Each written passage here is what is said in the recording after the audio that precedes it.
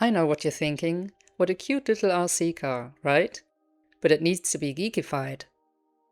That's what we do at the Geeky Workbench.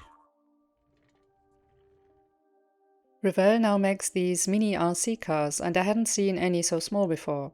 But I'm not so much a fan of racing cars, so we're going to transform this into the APC from the movie Aliens. And for that I have to first take the car apart.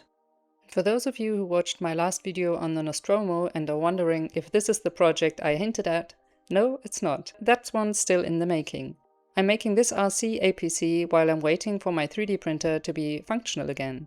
It's a little bonus project, if you will. I don't know what I was expecting, but I still was surprised at how they fit all this stuff inside that tiny car. I'll have to be careful not to break anything so the APC can actually drive around later. And I want to keep the lights working too. This build was done during a heatwave here in Germany, and because German houses don't usually have ACs, it was about 30 degrees Celsius or 85 degrees Fahrenheit inside my little studio, and that did have an effect on my project planning. I didn't do any planning at all. I just started chopping and cutting parts off by feel. I was hoping to get to some basic shape that I could glue the APC shape around. I wanted to keep the original body for its mounting point so I could easily fix the body back onto the chassis.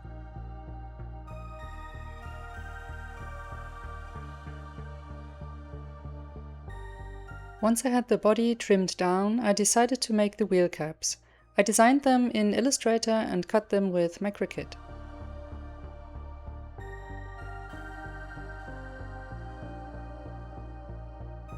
And they might be a little over-engineered, being made of 3 parts each, but I'll just blame the heatwave. I used styrene to block out the main shapes and to fill the gaps. Then I noticed that the lights would be too far back and I would have to loosen the LEDs and pull them to where I needed them. And because the APC lights are smaller and rectangular, I filed the LEDs a bit so they would fit inside these holes. But later I replaced the LEDs with SMDs anyway. There was a lot of styrene and sprue goo involved in getting the shape I wanted. And while the sprue goo dried, I got to work on the Gatling cannon. For that I also used styrene and sprue goo, and bits of a metal tube from a glue bottle.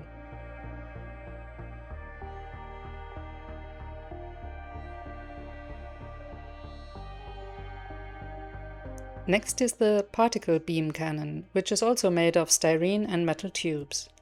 I first cut the shape and then filed and sanded until I had the shape I was going for. It's not perfect, but it's recognizable.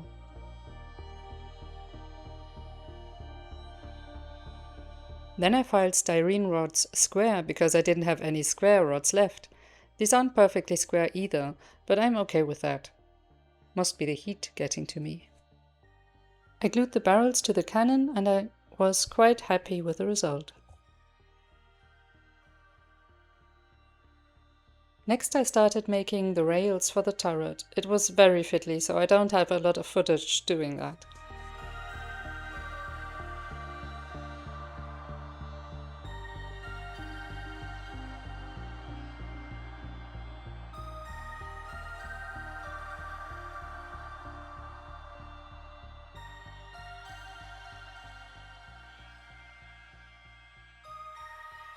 The sides were still not looking right, so I made myself some templates.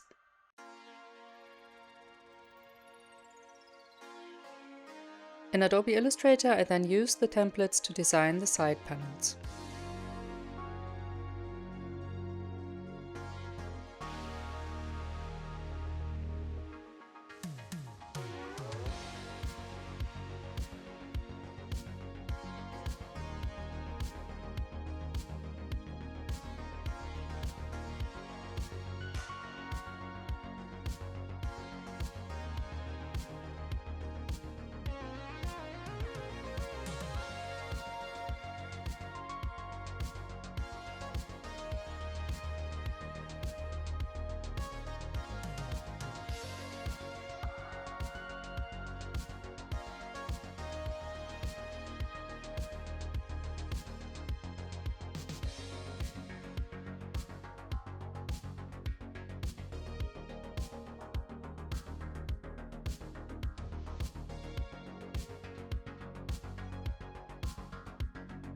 This panel now has details and depth and can be glued to the APC.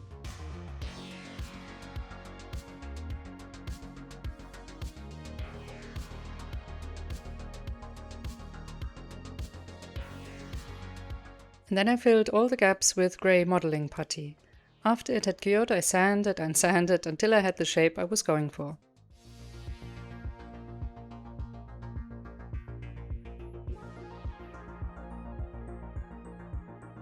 Then it was time to glue on the cannons, the ladder, and some detail bits.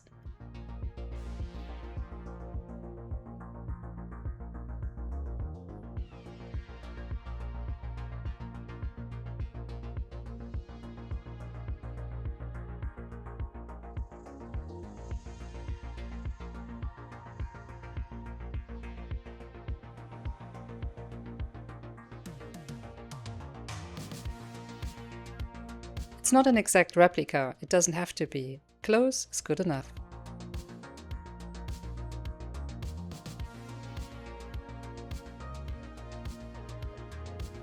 First I primed with grey, and while that was drying, I replaced the LEDs with smaller SMDs.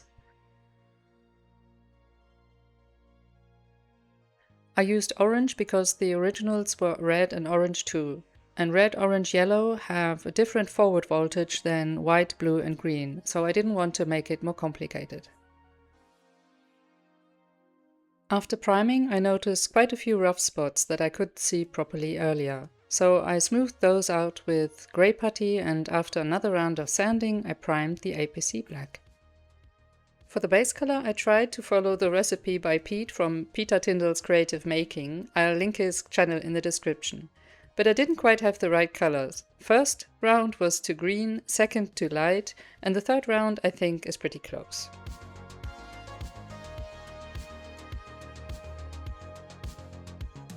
With a lighter shade of the brown, I dry brushed some highlights on the high spots and edges.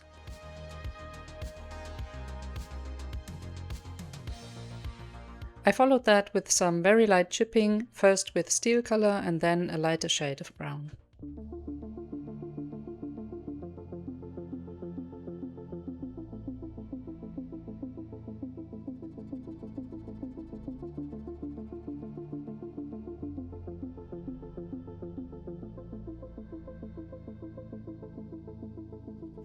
The old wheel caps I've sanded down a bit, and then I glued the new ones on with cement glue.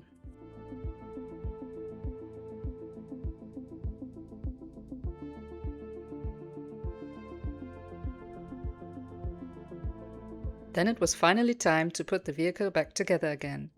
And more importantly, to crush some aliens. Thank you so much for watching, and thank you to everyone who liked, commented and typed any of my videos. It means a lot. See you again in the next one. Bye!